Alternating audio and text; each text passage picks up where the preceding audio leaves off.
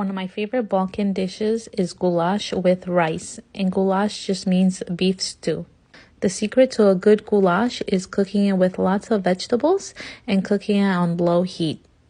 I first like to cook the meat with the onions separately so that the meat gets a nice flavor from the onions. And make sure that you chop your beef into small sections. I added some butter and some olive oil. And you're going to cook this together until the beef is brown. Then you're going to add all your vegetables that you cut.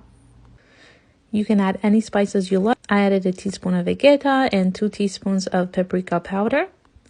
You will not add any water. You will allow it to cook with the water that the meat will release on its own. I cooked it on very low heat for about 3 hours, but you can cook it for as long as you want, 2 hours or 3 or 4. It also will depend on how thick or liquidy you like your goulash. I also added 1 chopped tomato and let it simmer for, like I said, 3 hours on very, very low heat.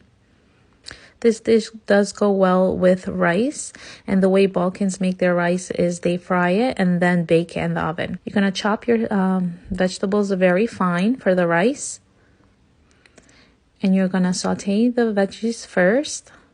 You're going to add some butter and some oil to saute the vegetables. After about 5 to 6 minutes, you can then add your rice. I cooked the rice here for about 2 to 4 minutes. I love vegeta seasoning, so I added a teaspoon of vegeta, but you can add salt if you prefer. Then add your rice to a baking pan. I did boil some water to add on top of it because the boiled water does allow it to cook a little better and faster. Once you add your water on top, just add enough till the rice is covered. And then you're going to bake at 500 on high heat for about 10 to 15 minutes or until there's no more water and your rice is fully cooked. You can add your goulash on top or on the side and enjoy.